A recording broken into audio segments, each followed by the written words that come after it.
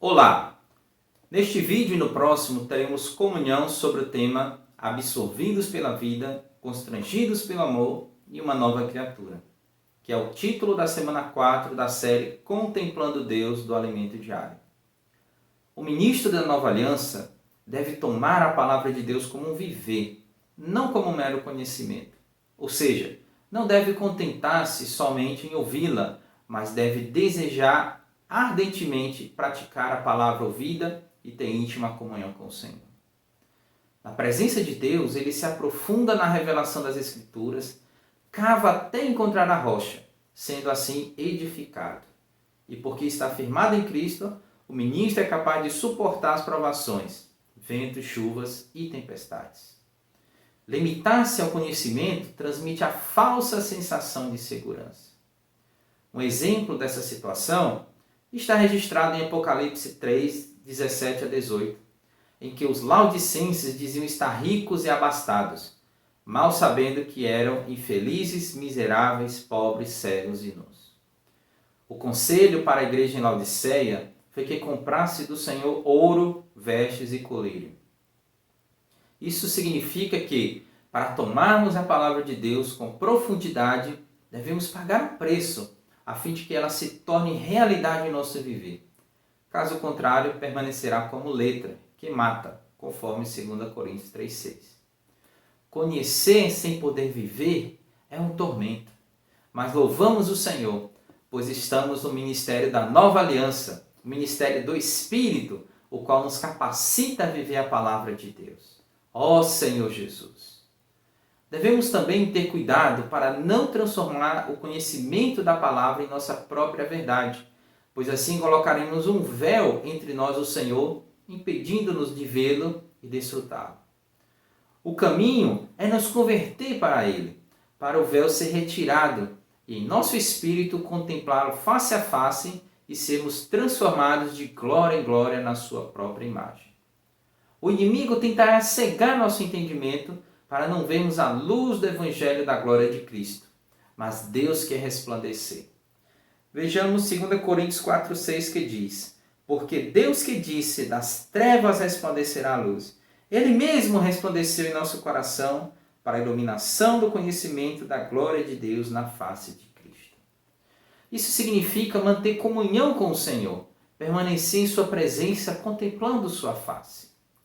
Na presença de Deus, temos a percepção do que é real, pois vemos que somos vasos de barro, mas dentro de nós temos um tesouro de grande valor, o qual devemos apreciar e saber usar. Por isso, Deus permite que passemos por várias provações, para que esse tesouro se manifeste em nós. Louvado seja o Senhor. Não há somente morte, mas também vida, como registrado em 2 Coríntios 4, 10 a 12, que dizem: levando sempre no corpo o morrer de Jesus, para que também a sua vida se manifeste em nosso corpo. Porque nós que vivemos somos entregues à morte por causa de Jesus, para que também a vida de Jesus se manifeste em nossa carne mortal. De modo que em nós opera a morte, mas em vós a vida. Glória a Deus! Esse tesouro produz vida, e o ministro da Nova Aliança dispensa essa vida a outros. É essa experiência que Deus deseja dar-nos, que o Senhor continue operando eficazmente em nossa vida. Aleluia! Amado ouvinte, Deus quer que você e eu apreciemos e manifestemos o tesouro depositado em nós. Tomamos a verdade da palavra por fé, mesmo que as dificuldades do dia a dia queiram dizer o contrário, nós cremos na palavra de Deus e por isso falamos dela. É importante crer e falar do que temos experimentado e lembrar-se que, quando Satanás tentou Jesus no deserto, utilizou das Escrituras para tentar dissuadir nosso Salvador a desistir de sua missão. Todavia, Jesus, por crer e também falar a palavra de Deus, não se permitiu ser enganado. Você pode conferir isso em Mateus 4, de 1 a 11. Esse princípio é visto também em Apocalipse 12, 11, pois uma das causas da vitória é justamente o testemunho da palavra que foi dado, mesmo em face da morte. Assim, falar a palavra de Deus produz a derrota de Satanás. Louvado seja o Senhor. A fim de darmos um testemunho vitorioso, vemos em Colossenses 3,16 que é muito importante ter essa palavra habitando ricamente em nós. Ou seja, tudo depende do quanto nos temos dedicado à leitura da Bíblia e nos constituído com ela para termos esse bom depósito. O versículo 14 de 2 Coríntios 4 diz: sabendo que aquele que ressuscitou o Senhor Jesus também nos ressuscitará com Jesus e nos apresentará convosco. É justamente por saber da ressurreição que podemos testemunhar dela. Sem a palavra não temos como saber, mas com ela temos o saber e, consequentemente, a vitória. Amado ouvinte, muitas derrotas em nossa vida decorrem de não sabermos a palavra do Senhor. A palavra de Deus em nós, somada ao Espírito, forma um tesouro que não nos permite desanimar. O apóstolo Paulo disse no versículo 16: por isso não desanimamos. Sabedor de que você tem esse tesouro, acaso vai desanimar? Todos passamos por dificuldades, mas devemos refletir de que forma queremos encarar os desafios diários. Paulo não desanimava porque experimentava a renovação do homem interior. A questão é, você tem se renovado interiormente? Triste é se o homem exterior se corrompe e o homem interior não se renovar. Isso sim traz muito sofrimento. Paulo conseguia renovar-se, pois conhecia as Escrituras e possuía uma percepção espiritual do plano de Deus para a sua vida. Por isso disse nos versículos 17 e 18: porque a nossa leve e momentânea tribulação produz para nós eterno peso de glória acima de toda comparação, não atentando nós nas coisas que se veem, mas nas que se não veem, porque as que se veem são temporais e as que se não veem são eternas. Meus amados, tragam essa verdade para a sua vida e tenham a mesma experiência de Paulo. Deus preparou tudo isso para nós, portanto, creia e diga: eu não desanimo. Pelo contrário, mesmo que meu homem exterior se corrompa, o meu homem interior se renova de dia em dia. Porque a minha leve e momentânea tribulação produz para mim eterno peso de glória acima de toda comparação. Eu não dou atenção às coisas que se veem, mas nas que se não veem, porque as que se veem são temporais, as que se não veem são eternas. E eu creio, por isso falo. Após essa confissão de fé, creia, Satanás fugirá.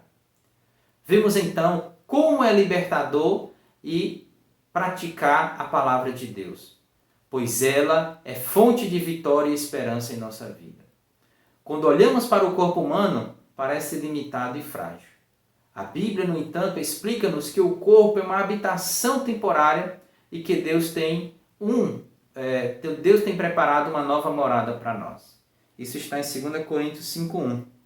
Sabemos que se a nossa casa terrestre desse tabernáculo se desfizer, temos da parte de Deus um edifício, casa não feita por mãos, eterna nos céus.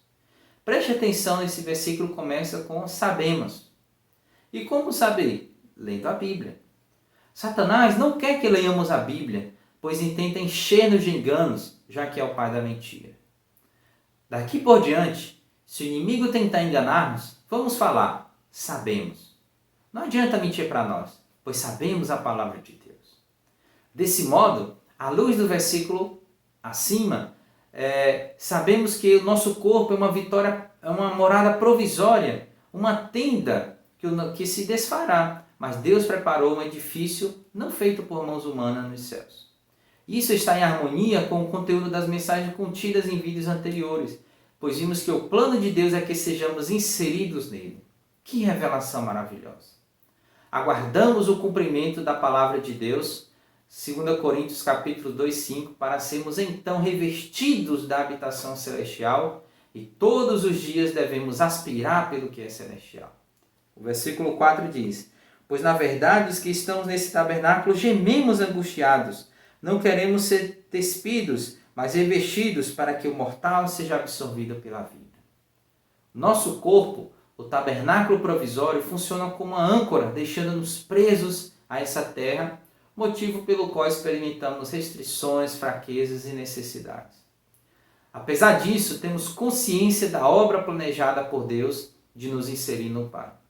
Assim, ficamos entusiasmados e esperançosos, aspirando por sermos revestidos de nossa habitação celestial.